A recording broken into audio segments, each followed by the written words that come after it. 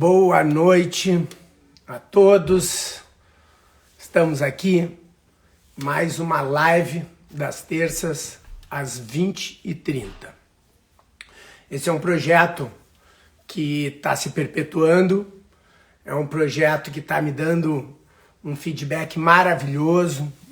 Bem-vindo a todos aqui na nossa live. E eu queria agradecer a presença de todos num outro projeto que está acontecendo aí no YouTube, que é o projeto Análise Técnicas. Não sei se vocês andam acompanhando esse projeto Análise Técnica, mas eu posto um vídeo e a audiência interage com ele, comentando análises técnicas desse vídeo. E depois eu vou lá para o YouTube, faço um vídeo analisando tecnicamente aquele vídeo. Então tem a interação no Instagram de vocês e depois eu tenho no YouTube a minha análise um pouquinho mais longo, mas a ideia não é demorar, não é se aprofundar, mas é dar insights e sacadas da análise de técnica de pequenos vídeos, tá? Tá tendo uma interação muito boa. Eu tenho dois objetivos com isso, né? O primeiro objetivo é exatamente fazer essa interação e estimular a participação de vocês.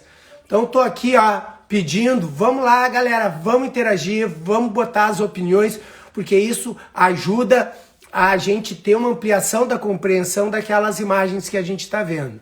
E o segundo objetivo é divulgar o nosso canal do YouTube, que tem vários projetos. Eu realmente estou muito feliz com a consolidação desse canal do YouTube. Nós temos projetos de webinars, nós temos o projeto das lives, as aulas comentadas, nós temos o projeto Gotas e agora esse projeto de análise técnica. Então estou muito feliz, porque o nosso objetivo, pessoal, é o fortalecimento da natação de bebês. Quem me conhece sabe que eu sou um apaixonado por isso, tá? E eu estou fazendo desses canais, claro que uma projeção profissional, porque eu sou um profissional de educação física, mas um canal de fortalecimento da natação de bebês, da natação infantil e da oportunidade para as pessoas de participarem. A minha missão é exatamente essa, levar a minha experiência para o máximo de pessoas possível. O digital está me dando isso e fortalecer a natação de bebês dessa forma. Muito bem, hoje nós vamos conversar sobre psicomotricidade. De preferência, eu vou tentar trabalhar junto com a Thaís, que vai ser a minha convidada, que eu já estou chamando aqui. Estou te chamando aí, Thaís. Psicomotricidade.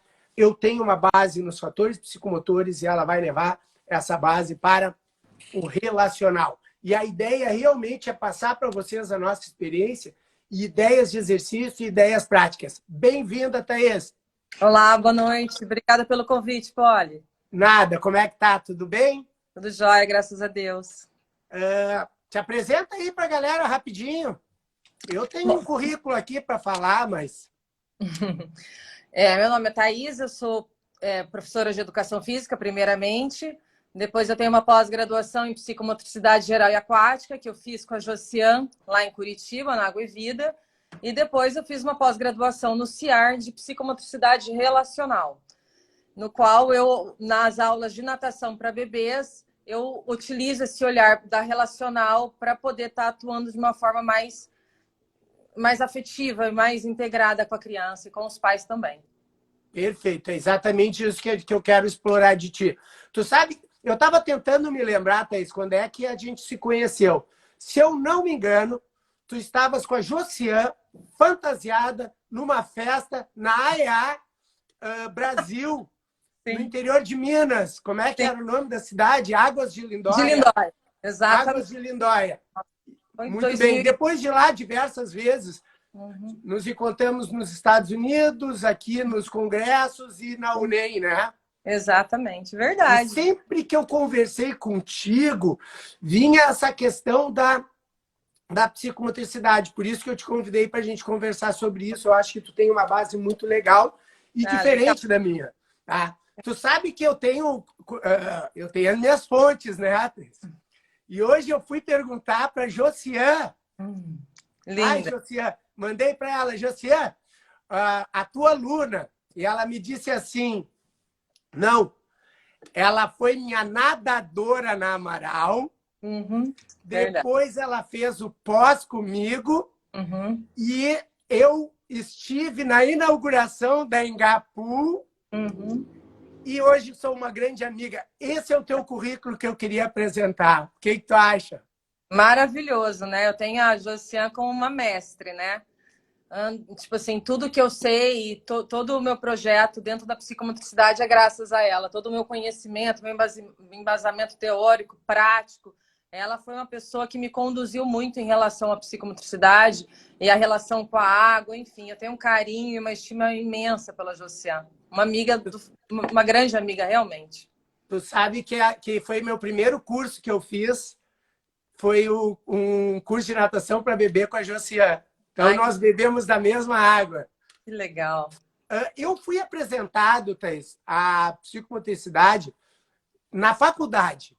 Tu Uhum, sabes que eu fiz o meu estágio obrigatório em escola e o meu orientador era Ayrton Negrini e ele é um pioneiro da psicomotricidade aqui no Rio Grande do Sul. uhum. E ele me mostrou um pouco, apesar de não ser a aplicação que eu queria, mas ele já despertou a minha curiosidade e depois eu fui indo buscar esses autores.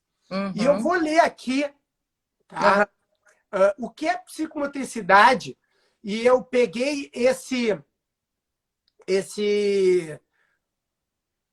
conceito do Uhum. site da Sociedade Brasileira de Psicomotricidade. Está Uhum. escrito lá: a psicomotricidade é a ciência que tem o objetivo de estudo do homem através do seu corpo em movimento em relação ao seu mundo interno e externo. Está Uhum. relacionada a processo de maturação, onde o corpo é a origem das aquisições cognitivas, afetivas e orgânicas. Uhum. É sustentado por 3 conhecimentos básicos: o movimento, o intelecto e o afeto. Então, essa é a classificação da Sociedade Brasileira de Psicomotricidade. Uhum. E eu queria que tu continuasse isso me explicando o lado relacional. Existe uma classificação desse lado psicomotricidade relacional?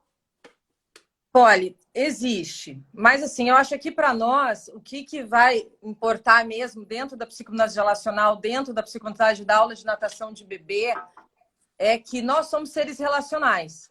Então, nós, primeiramente, nos relacionamos com nós mesmos, depois com o outro e com o meio.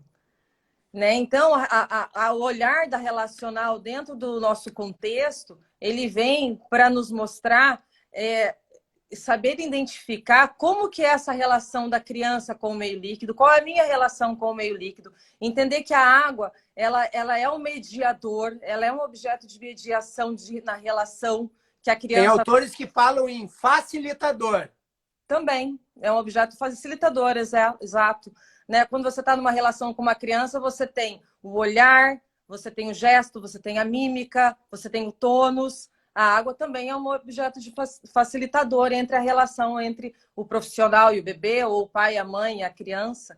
Né? Então, esse olhar da psicomotricidade relacional me ajudou muito, tanto da aula de natação, para estabelecer uma relação, criar uma relação afetiva com a criança, né? E que gera segurança, confiança, para que o meu trabalho pudesse evoluir dentro das atividades. Muito bem.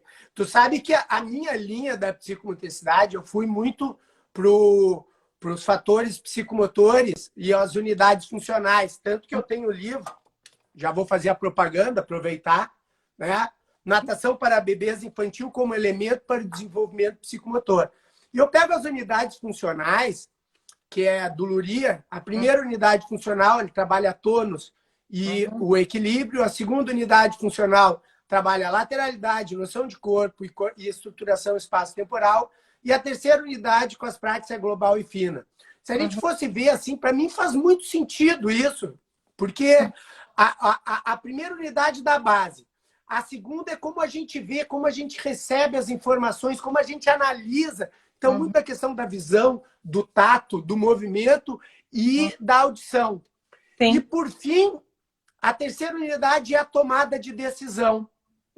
Tu sabe que eu já assisti o Lapierre em Curitiba, no Congresso de Psicomotricidade, não me pergunta o ano, e fiz algumas vivências, mas eu não tenho essa base que tu tens do relacional, e eu gostaria... Existe um paralelo desses fatores que eu comentei com o relacional? Olha, se a gente falar em psicomotricidade relacional, existe todo um arquétipo que o André Lapierre construiu da psicomotricidade relacional, que é diferente. Ele seria o pai da criança. Com certeza, sim. Ele é o pai da criança. Infelizmente, tenho a honra de conhecê-lo. Mas tenho a honra de conhecer a Anne Lapierre. Sim, eu também tenho. Ótimo. A Anne, naquele congresso, estava junto com ele. Estavam os dois. Tive a oportunidade de conhecer os dois. Eu tive a oportunidade de conhecer, quer dizer, eu tenho a oportunidade de conhecer a Anne, tenho contato com ela frequente. Sou agraciada, eu acho. Me sinto até abençoada de poder ter esse contato com ela. Então, assim, a psicomotricidade relacional, ela é um braço totalmente diferente do que o nosso trabalho dentro da psicomotricidade geral e aquática, né? Porque ela tem toda uma estruturação, tem um setting, tem toda uma relação simbólica com materiais e, enfim. Então, a grande questão que eu vejo de trazer a parte da relação para dentro da nossa atividade, que é a natação de bebê, juntamente com as estimulações psicomotoras, como tônus, lateralidade, equilíbrio, coordenação motora, fina, né? Enfim, tudo isso é o olhar que você tem, é saber que você precisa estabelecer uma relação com essa criança e com esse pai dessa criança, para que você possa trazer todas as atividades de forma que você possa estimular essa criança numa individualidade onde você perceba nela quando ela está com medo, quando ela não está, né? Como que você pode... e dentro disso, acho que a grande sacada nossa, dentro da psicomotricidade, tanto da relacional quanto não, é a nossa disponibilidade corporal, onde a gente faz a troca da tonicidade corporal a todo momento com essa criança, né? E possibilitando que a gente estimule ela nas mais diferentes formas. A criança, ela muda o tônus dependendo do humor, se ela está com medo, se ela está feliz, se ela está... Né? Então, isso, vocês, através da psicomotricidade relacional, tu aprende a observar isso. Tu tem um olhar de análise do que ela está me dizendo. Exatamente. Porque toda a relação, toda a questão da criança, quando ela te diz alguma coisa com tônus, com o olhar, ela está querendo te dizer alguma coisa, né? Se ela está agressiva, se ela está mais murchinha, né? E nós temos essa percepção de ver o que a criança está lhe pedindo naquele momento e saber responder, né? Eu acho que o mais importante é como que a gente responde. Você perceber o que a criança está querendo te falar, né? Se ela está com medo, se ela está feliz, se ela está irritada, né? Se alguma coisa aconteceu e ela deixou irritada. Ou muitas vezes o pai está com medo, o pai às vezes tem medo de estar dentro da água, passa essa informação para a criança e de alguma forma ela está falando com a gente que alguma coisa está errada, né? Está incomodando ela. E nós profissionais percebermos isso, né? E podermos ajudar essa criança a desenvolver e a ter todo o nosso trabalho dentro da natação. E dentro isso que a gente já falou também, né? Eu adorei o que... Anotei aqui, ó. Tu acabaste de dizer, ver o que a criança... Eu acho que isso são insights, pessoal, aí para nossa audiência, importantíssimo, principalmente para os professores que estão começando a trabalhar, tá? Tenha esse olhar, experimente olhar as suas ações, as ações da criança e as ações do pai, que aqui a gente está numa tríade aí, né? Olha o que a Thaís acabou de dizer, ver o que a criança está pedindo e como que eu vou responder. Então, eu acho que o professor tem que ter sempre esse olhar. Parabéns, Thaís. A Silvia ainda colocou ali desejo, tentar observar o desejo da criança. E eu vou aproveitar que tu falasse pai com medo. E tu dissesse que o pai tendo medo vai transmitir para a criança. Sim. Mas o pai é uma chave fundamental aqui nessa relação. tanto pela transmissão cultural que ele faz no dia a dia, quanto Sim. no momento agudo específico ali na aula de natação. Então, o professor, essa sacada de como tu vai responder, também tem que ter esse olhar para o pai. Sim, Tu acha exatamente. mais fácil ou mais difícil essa relação com o pai? Ai, eu acho a mais difícil. Com a criança, eu acredito ser mais fácil. Porque o pai ele já traz toda uma carga do passado, né, que é enorme.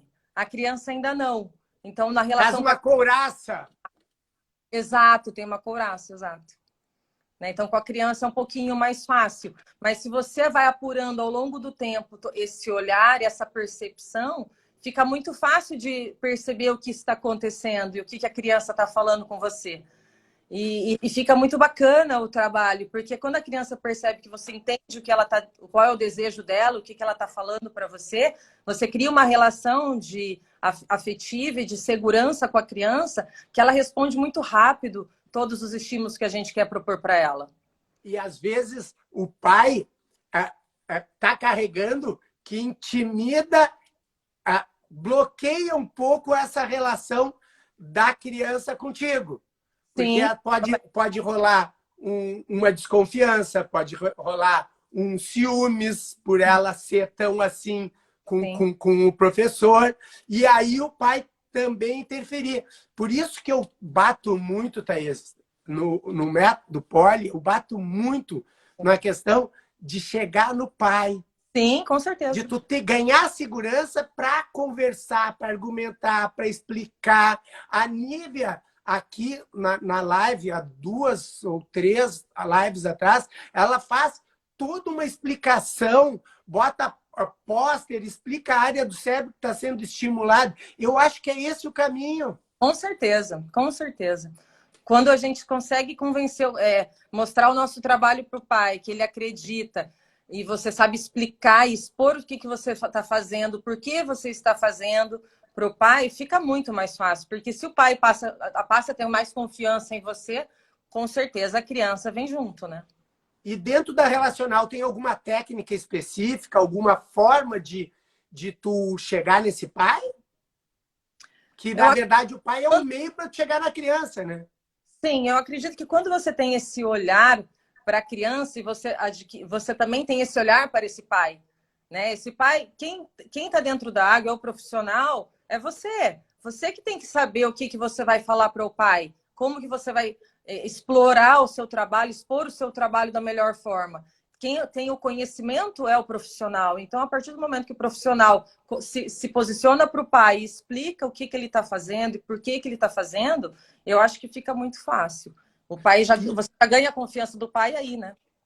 E a gente tinha combinado algumas coisas, mas tá saindo tudo diferente, Thaís. Eu estou adorando isso. Mas existe também uma espontaneidade dos atos. Eu imagino que o relacional esteja muito. Tu tenha que se treinar para observar, tu colocasse isso, observar o que ela está me dizendo, e quanto mais espontâneo tu permite que a criança, que o pai mesmo seja ou esteja ali, melhor tu vai identificar a raiz dele, a raiz de uma possível intervenção que tu tenha que fazer. E na aula existe um momento livre? Tu prefere as atividades mais livres do que as dirigidas? Tu entendeu o contexto? Assim, Sim. como deixar a espontaneidade se eu vou dirigir uma atividade? Uhum. Olha, eu acho que tem que ter os dois momentos, né? Os dois momentos. Geralmente na aula de natação mesmo, como a gente preconiza dar, geralmente a gente constrói, a gente orienta a aula toda. Eu gosto de deixar um finalzinho ali mais espontâneo. Contudo, existem algumas atividades que você pode induzir o pai a se tornar espontâneo com a criança naquele momento, né? Uma brincadeira. Exemplo. Vamos lá, você vai cantar a música do sapinho e pedir para o papai jogar o bebê para cima, né? O sapo pula, pula, no final joga a criança para cima e pega, né? Da maneira com que o pai joga a criança para cima e pega, você já entende como que é a relação dele ali com a criança. E você pode ali chegar e falar, deixa eu soltar, joga mais alto, né? E você vai pontuando. Tipo, o pai deixa a criança cair, em vez de agachar junto com ela e ficar no nível da água, o pai deixa a criança ficar lá embaixo, o pai lá em cima. E daí você intervém, fala, na hora que você quer... Mas nesse caso tu tá conduzindo. Também. Você deixa ali para o espontâneo para você ajudar na condução a também elaborar essa questão da relação com o pai e com a criança. Claro, claro. Tu tá trabalhando a relação através de um feedback de uma atividade que tu está propondo. Sim, sim, exato. Eu gosto muito dessa formação que tu comentasse, de ter atividade dirigida, até para dar um formato de programa, né? E sempre ter uma fase livre na aula, no final. Eu sempre tenho. Mas eu tenho algumas turmas, Thaís, que os pais já estão muito integrados ao programa e que eu inverto isso. Eu deixo, agora tá ali, vamos começar livre. E depois eu tenho que tentar reorganizar. Às vezes é muito mais difícil eu chamar a atenção e voltar para uma atividade dirigida invertendo isso. Mas eu acho interessante. O que tu acha dessa abordagem? Eu acho muito legal, Paulo. Muito bacana. Eu nunca tinha pensado em fazer bem desta forma que você falou. Eu tenho uma facilidade muito maior em utilizar isso nas aulas infantis, depois que a criança não está mais com o papai e com a mamãe, né? Com crianças maiores de 2 a 3 anos. Contudo, quando eu entro por esse viés na aula infantil, é impossível voltar à aula tradicional. Né? Na hora que você entra na corporeidade, na disponibilidade corporal, e você deixa as atividades surgirem de forma espontânea, ali quase impossível voltar à aula tradicional dirigida. Agora, me explica esse termo disponibilidade corporal. Como é que... porque eu imagino que na relação... Eu me lembro de fazer vivências com corda lá no congresso. Sim. Me lembro... tu está dizendo que o professor usa o seu corpo para disponibilizar como se fosse um objeto? Também, exato. Mas não só na relacional. Eu aprendi isso muito. A parte da disponibilidade corporal, eu acho que quem me introduziu muito isso foi a Josiana, na Água e Vida com a Josiana. Né? A disponibilidade corporal ela vai desde o olhar a sua modulação tônica e você deixar a criança chegar no seu corpo. Né? Então, a disponibilidade corporal, a criança sente que você está disponível para ela aqui, a partir do momento que você entra na água, que você olha para ela e que você brinca, que você faz um gesto, que você imita e tudo flui ali. É uma questão de você amar o que você faz e estar ali para a criança e não para você. Saber que o momento da aula é para a criança e não para você... tá ali para você satisfazer o seu desejo, como a Silvia falou. Eu não estou ali para satisfazer o meu desejo. É claro que nós temos uma aula para oferecer, temos que ensinar a natação, fazer os estímulos psicomotores, trabalhar lateralidade, equilíbrio, coordenação motora, mas todo esse trabalho funciona com muito mais afinco se você estiver disponível para a criança, para que em algum momento ela possa mostrar o seu desejo e você dá liberdade para ela nisso. Falasse do olhar, o olhar para mim é fundamental.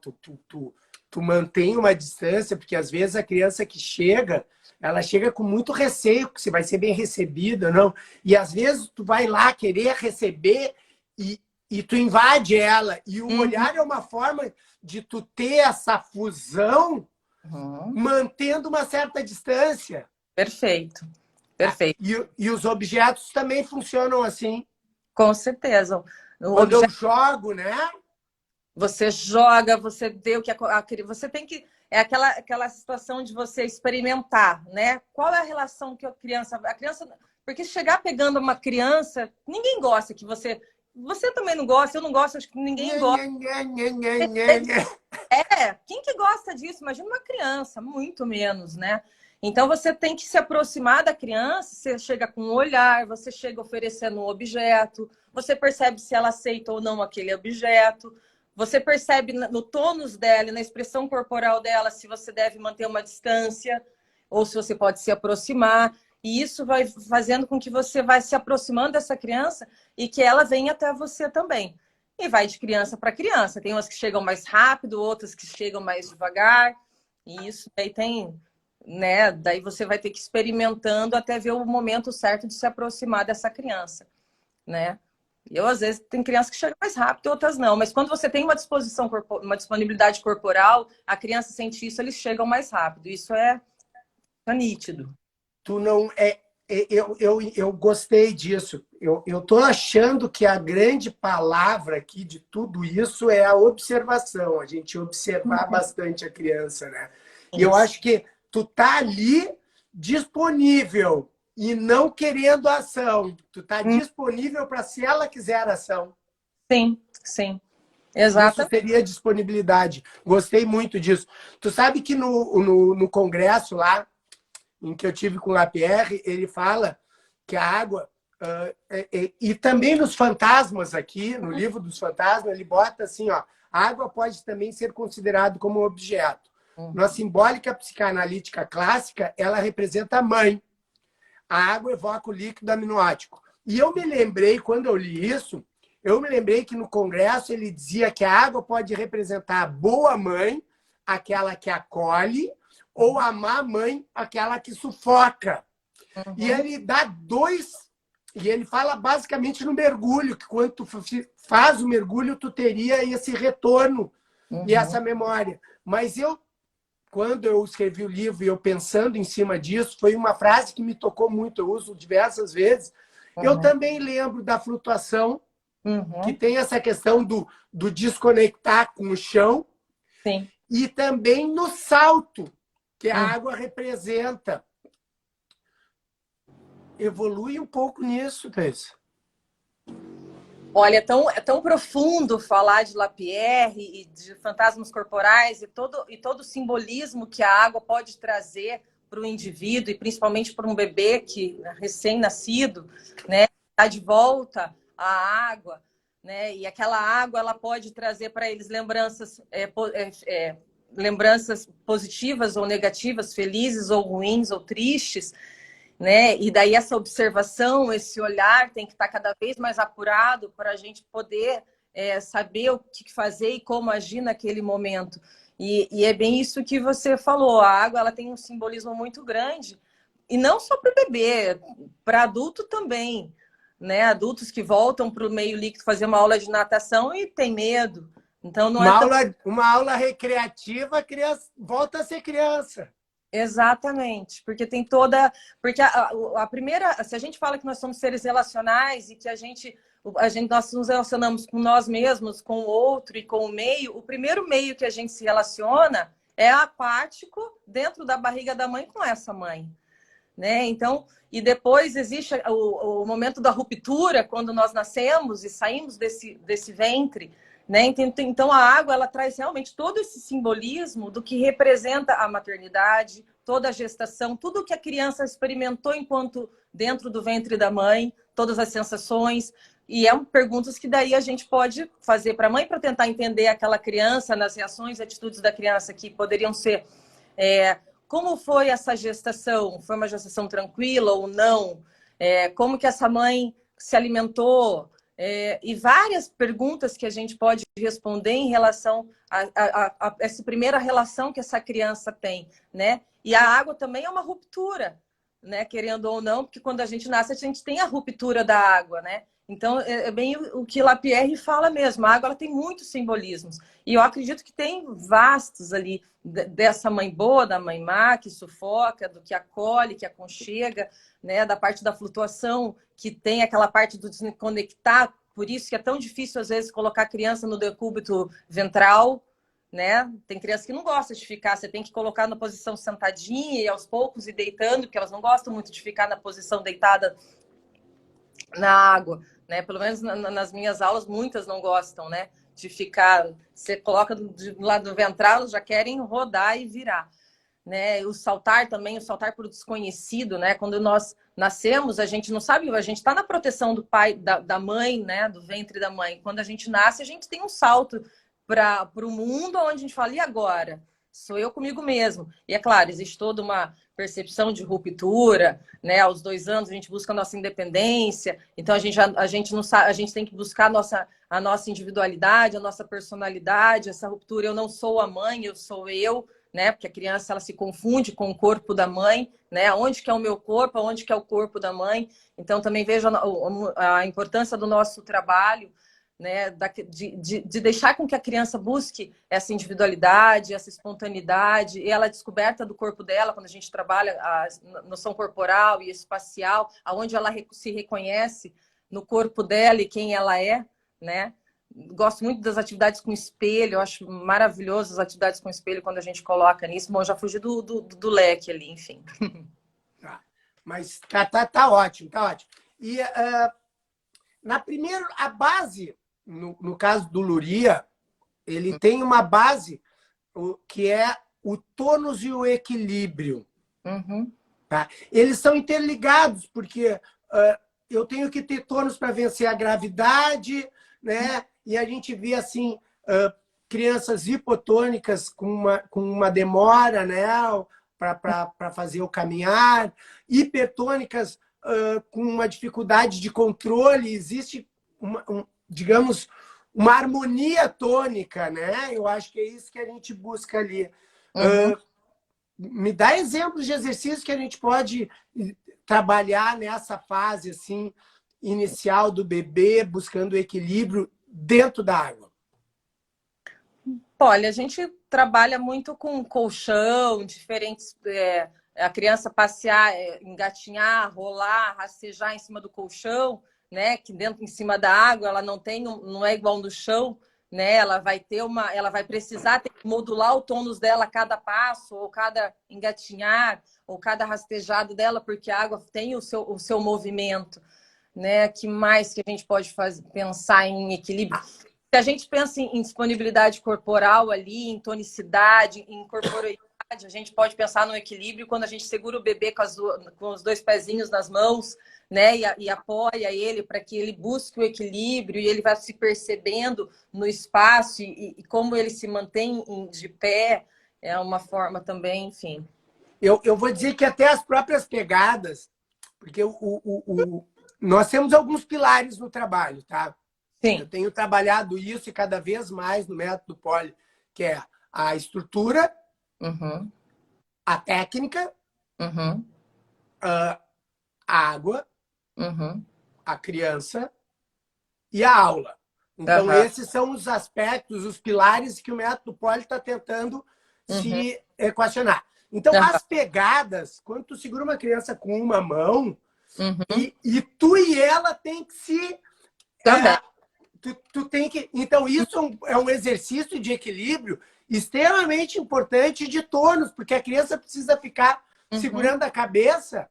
Então, as pegadas, para mim, é a primeira parte assim de busca de equilíbrio. E digo mais ainda, o adulto com a criança. Uhum. Sim. E eu vou chamar a atenção para os professores observar como o pai está carregando. E não Uhum. ter medo de corrigir, porque isso vai fazer muita diferença, que nem tu disseste lá no... Sim, não ter medo de corrigir. E os flutuadores? Oi? E os flutuadores? Quais flutuadores você fala? Boy? Porque os flutuadores tu vai gerar também desequilíbrio, tem que se reorganizar para tentar não virar. E dependendo, tá segurando num halter, numa boia redonda, em volta de um aquatubo, né? De um espaguete. Eu gosto de fazer, de cada vez experimentar colocar para os pais e para o bebê um estímulo diferente. Então, eu gosto de trabalhar com todos eles. Né? Mesmo as boias de braço, boia em volta do tórax, mesmo o macarrão ou aquatubo, né? Ele colocado de cavalinho, enfim, ou atrás das costas. Eu acho que todos os materiais são muito importantes para nos ajudar e nos auxiliar a fazer todos esses estímulos, tanto para trabalhar equilíbrio, com tônus, enfim. Eu gosto muito de todos os materiais, eu uso todos, Paulo. Tá. Que eu E, conheço até hoje. tá. E aí a gente vai A gente vai... quem quiser mais informações, eu fiz uma live com a Egli, tá lá no YouTube, espetacular. Assistam lá, tem muitas ideias desses equipamentos para flutuação, porque é um dos pilares do trabalho dela é muito forte na flutuação. A segunda unidade, Thaís, a gente tem os inputs assim, de recepção de informação, muito pelo movimento, pelo tato, pela audição e pela visão. A água, exercícios, o que tu poderia nos direcionar? Que tipos de atividades que a gente pode trabalhar que venham a desenvolver essa lateralidade, noção de corpo e estruturação espaço-temporal? Eu gosto muito das músicas, dos ritmos, né? Trabalhar com música, com ritmo de pernada, de bater a mão na água, de fazer bolinha, de movimentação. Você canta uma música devagar e faz, por exemplo, música do carro. O meu carro, você vai levando a criança para um lado, para o outro, vira uma esquina, vira outra esquina, e você e colocando um tom de voz mais alto e colocando essa música um pouco mais rápido e aumentando a velocidade desse movimento. Né? Eu gosto muito de trabalhar com essas diferenças de movimentações, de ritmo, né? Perfeito. A tia Silvia deve estar adorando isso. Com certeza. Né? Eu gosto muito de trabalhar dentro disso. Sabe que assim, ó, eu gosto de trabalhar também. Eu gosto da música. Eu acho que essa relação que tu fizesse foi perfeita. O Marcha Soldado mesmo que seja mais simples, tu cantar devagar e bater devagar, tu cantar mais alto, mais rápido e fazer. Mas, de novo, quando eu trabalho com o pai, tem que ter essa orientação para o pai. Sim. Agora nós vamos cantar devagar, eu quero que vocês caminhem devagar. Agora eu quero que vocês caminhem rápido, porque eu quero que a criança relacione o ritmo que está sendo cantado com a velocidade de deslocamento. Perfeito. Olha, perfeito. Eu sou muito didática, eu acho, quando eu dou aula nessa relação com os pais. Papais, agora eu vou fazer isso, isso, isso, eu quero isso, e vocês têm que fazer assim, assim, assado, por causa disso, disso e disso. Né? Eu gosto de estar expressando e contando para os pais o que vai acontecer, para que isso dê certo, né? Para que a sua intenção naquela atividade que você está propondo, ela funciona, os pais têm que ser avisados, você tem que comunicar a eles o que você está querendo, para que eles entendam o comando e possam fazer. E dentro da noção de corpo tem um conceito de limites do corpo. Eu acho que a relacional trabalha bastante isso, fala muito da água, não? Dos limites, Polly? É que a água, ela tem um contato Sim. maior, ela tem uma densidade maior com o ar, então ela favorece essa questão dos limites. Uhum. E se é água fria, então até dá uma certa agressividade nisso, né? Na verdade, eu estava jogando isso, não me veio a água fria agora na cabeça, mas eu estava jogando para a exploração da criança em bater perna, em bater mão e sentir isso, os escorregadores que a gente pode jogar. Sim. É que, para mim, que tenho a relacional, quando falo em limite, a minha cabeça voa para tanto lugar que eu tenho que buscar a informação correta para falar sobre limite. Na verdade, limite, eu estou dizendo a área do corpo, e não o limite de movimento ou de ação. Uhum. A água, quando nós entramos na água, a gente perde esse limite, né? Porque a gente é todo conduzido pela água. A água está em todo. Enquanto a gente está submerso na água, a água está em tudo, né? Então, eu não consigo achar esse limite, porque você sente essa água por todo o corpo, né? Dentro desse limite, eu gosto, às vezes, eu acho que não sei se não é isso que você quer, mas eu gosto muito com bebês de vez em quando trabalhar sem a fralda, sem a sunga, sem o maiozinho, até para trabalhar essa noção corporal, né? Para a criança identificar as partes do corpo que ela tem. Né, para trabalhar isso, noção corporal, eu gosto também das bolinhas, fazer bolinha nas costas da criança, no pé, na mão da criança, para ela sentir. Fazer, né? Bolinha é soprar. Isso, soprar a água na mão da criança para ela sentir que ela tem a mão, o pezinho, as costas. Mas né? aí tu assopra e verbaliza. Nem sempre verbalizo. Nem, tipo a mão. Ah, agora borbulha na mão. Ah, agora na barriga. Não?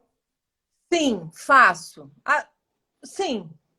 Ai, sim, não. Enfim, às vezes não é preciso, mas eu gosto de verbalizar. Quando eu tô com crianças maiores, eu verbalizo mais do que com os bebês.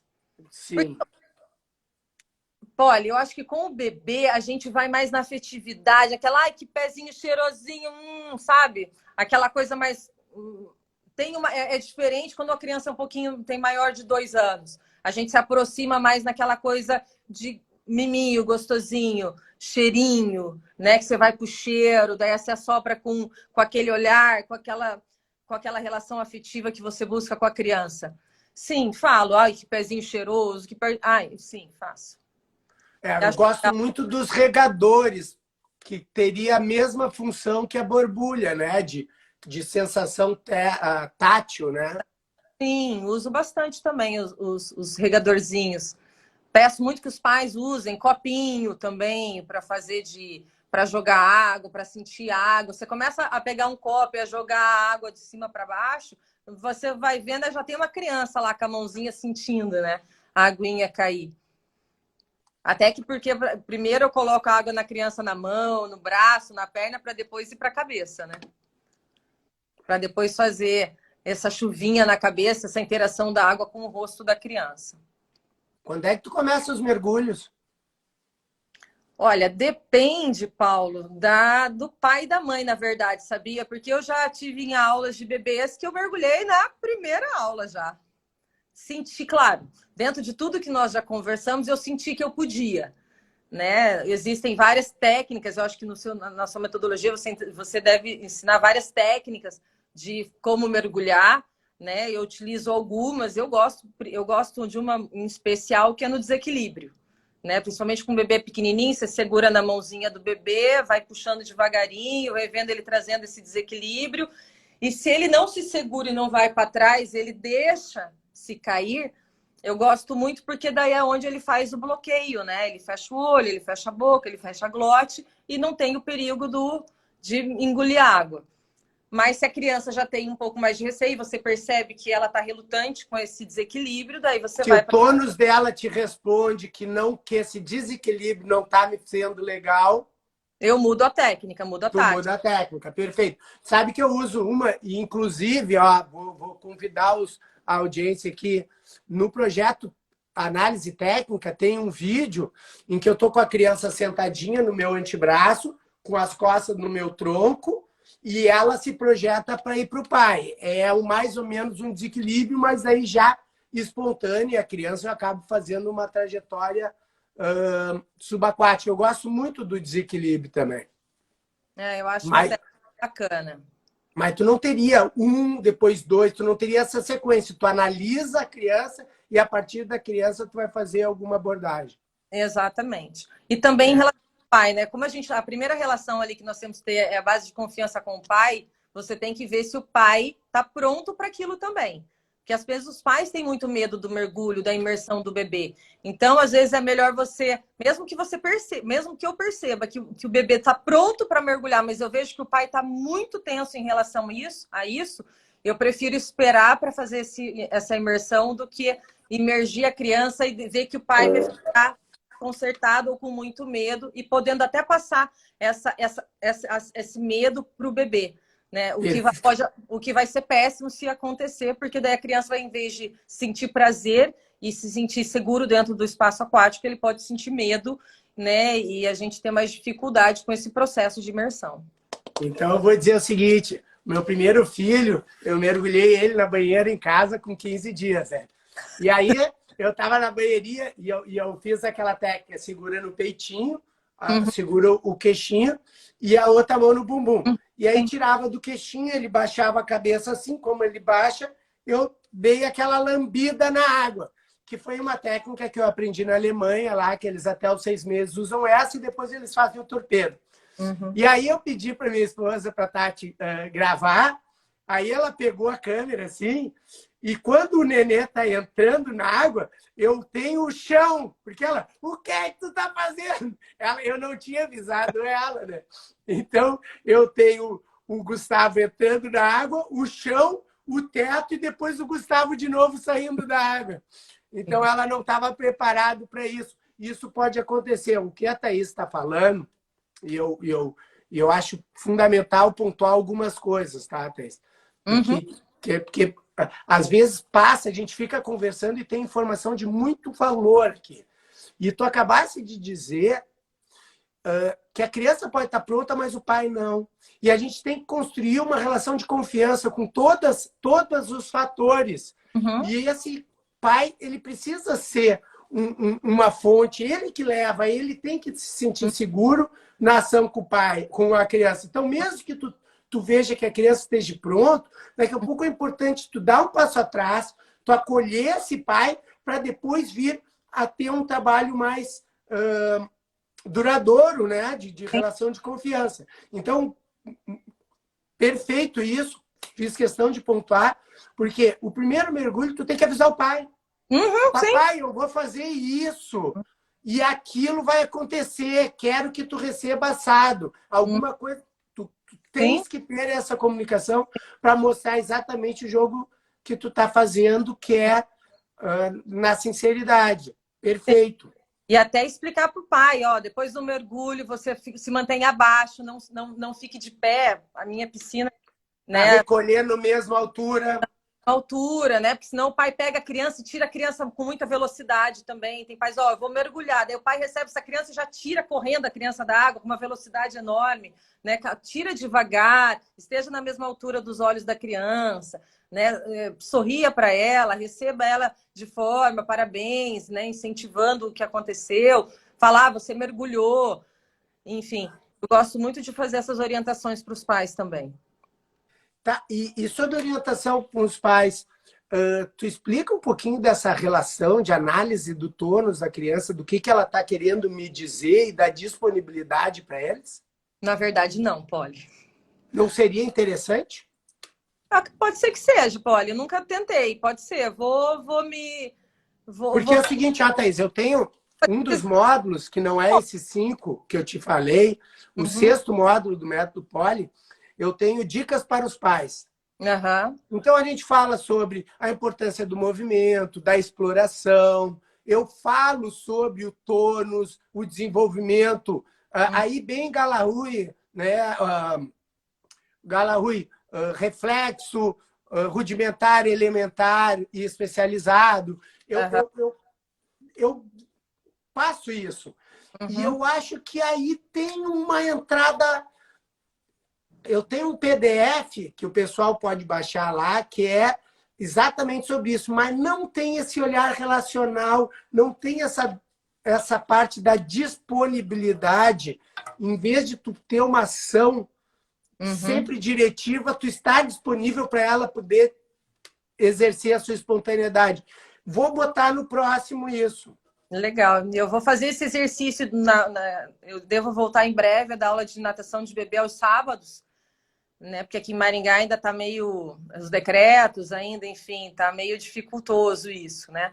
E eu vou fazer esse experimento, esse exercício de falar sobre essa parte relacional e esse olhar para a criança com os pais e até para eles. E vamos ver como que vai sair isso depois. Eu não uso porque eu não tenho essa visão relacional, mas o que eu uso é assim, ó, quando uma criança faz alguma coisa, eu uso muito a roda, eu chamo a atenção dos outros pais, tá? Observem ali como ela saiu assim. Observa como ela está fechando os olhos, ela tem uma sensibilidade. As partes técnicas, eu chamo a atenção dos pais, eu acho isso importante. Mas gostei disso aqui. Polly, provavelmente você fala que você não tem essa parte da relacional. Para mim, você tanto tem que ela está integrada em você. Isso está integrado em você. Você não precisa estudar para saber isso e ver e perceber isso. Ah, não, mas eu estudo. Olha aqui, ó. Aqui é do Psicomotricidade Relacional e Inclusão à Escola. Tem uma entrevista com o Negrini. Olha a Cacilda aqui, ó. E a Cacilda apresenta nesse livro uma bateria, etapas de avaliação. Tu tem algum tipo de avaliação? Nesse nível não, Polly. não. Só quando a gente recebe crianças especiais ou com alguma dificuldade motora, aí a gente vai Eu para... também não faço, eu faço mais observação e não uma avaliação.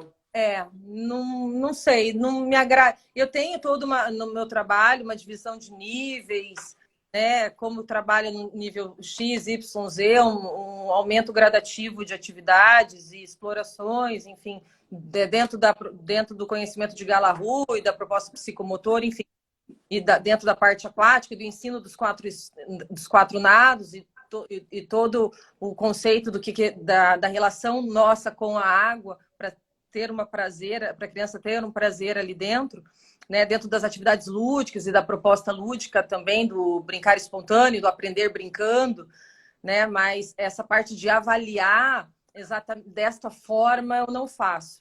Eu Então, faço... mais uma referência, o que tu acha? Eu amo, tá? Também tem. Tamo junto nessa.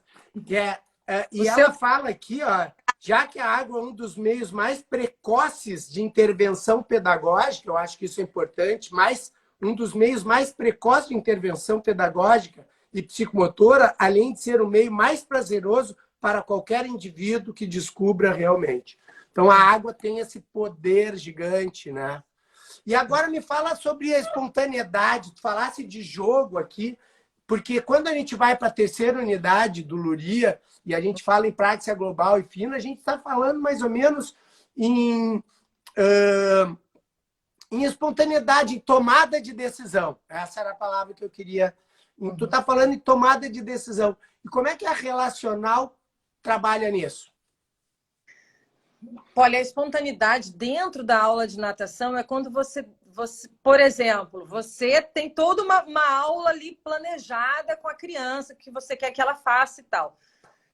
Como que eu utilizo a relacional nesse momento? Eu pego um material e deixo que a criança brinque com aquele material, primeiramente, livremente. Eu deixo ela explorar aquele material dentro da água, ver o que ela vai fazer com aquele material. Primeiro ela brinca com aquele material. E depois eu conduzo uma atividade, né? Daí eu levo ela para aquilo que eu quero, para a atividade dirigida. Mas eu proporciono com que ela brinque primeiro com aquele material, para mim ver o que ela vai fazer com aquele material. Muitas vezes, o que a criança explora e ela faz tem muito mais riqueza do que a minha direção. Às vezes eu vejo muitas coisas interessantes e ricas de estimulação e de criatividade que as crianças trazem na atividade do que muitas vezes eu dirigindo sempre. Claro. Então, eu trabalho com essa mescla. E na próxima vez que tu dirigir, tu vai pegar a ideia que a criança teve. Sim, também.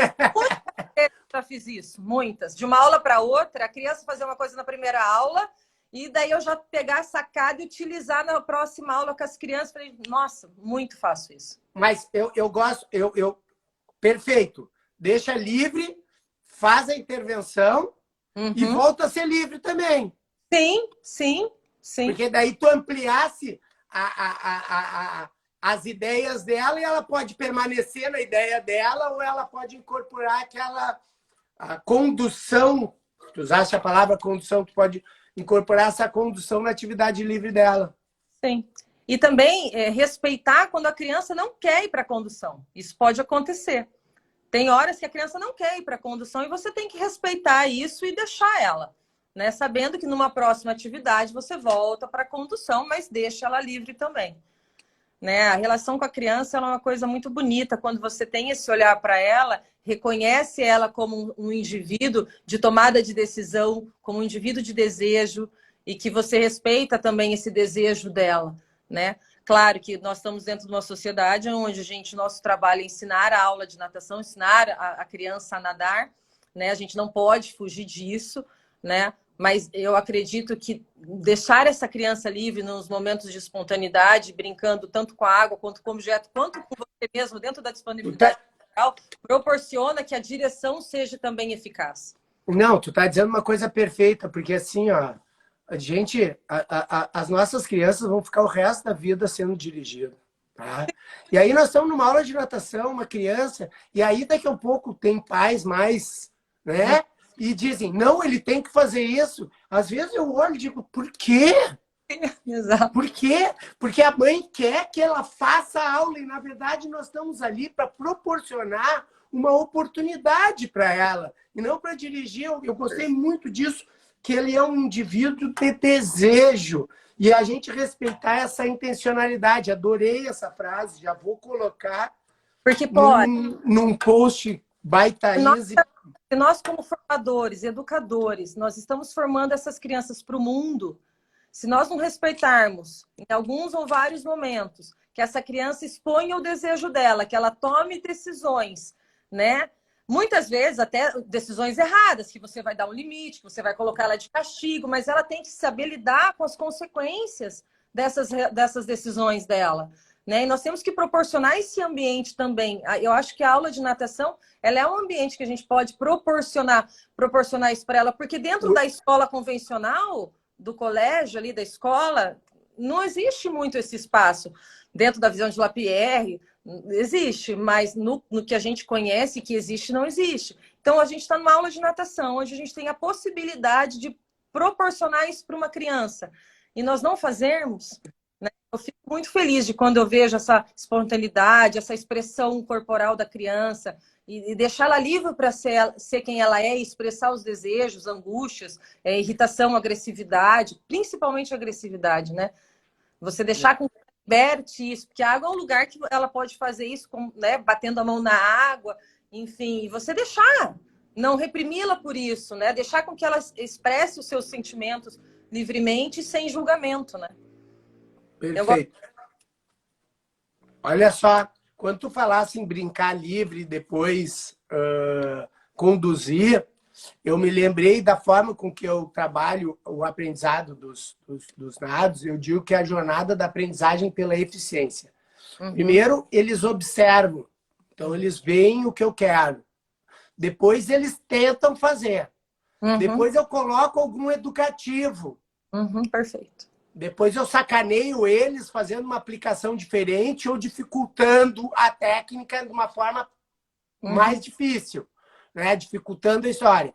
E, por fim, ele daí busca a economia. Então, eu chamo isso de jornada da eficiência do aprendizado, que é observar, fazer, educativos, dificultar para depois buscar a eficiência.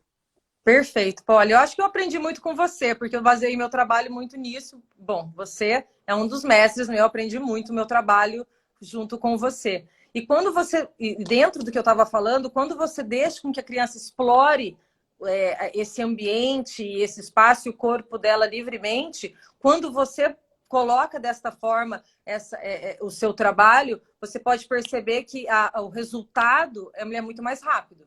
Pelo menos eu verifico dentro do meu trabalho. Quanto mais estímulos psicomotores nós oferecemos para as crianças e mais liberdade nós damos para ela poder colocar isso dentro da aula, né, em alguns momentos que ela vai usar para aprender a usar o seu próprio corpo. Exatamente. Na hora que ela vai buscar a técnica. Exatamente. Na hora que você passa a observação, que ela te observa ou que ela precisa, você coloca no educativo, ela vai ter mais recursos para conseguir executar o movimento. Tá, eu estou querendo aqui, ó, faltar 2 minutinhos, Thaís. Eu quero ver aqui o que o pessoal pode dizer sobre o que nós estamos conversando aí. Elogia a Thaís aí, manda um coraçãozinho, quero ver que nós estamos terminando. Thaís, olha só. Não tenho mais o que dizer, só agradecer esse momento. Isso, muito, muito, muito obrigado por compartilhar aqui os teus... A Suzy aqui, patrocínio, perguntou autistas, ponto de interrogação, alguma coisa a falar do relacional para autista? Corações estão explodindo. Eu utilizo as mesmas, tudo que eu falei da criança, eu utilizo para o autismo também. Não mudaria em nada, né? Não mudaria. Não. O olhar é o mesmo, de respeito, de compreensão, de empatia. Deixar expressar o sentimento, respeitar a intencionalidade. Olha, eu quero agradecer. Aninha, excelente. Nívia, parabéns. Tia Beth, muito bom ouvir vocês. Natação infantil, quero mais. Teremos. Silvia, linda. Mandou linda, orgulho de ver. Bimo, show, enriquecedor, muito obrigado. De nada. Thaís, consideração final está contigo. Paulo, eu quero só agradecer e eu espero que eu tenha contribuído um pouquinho aí do meu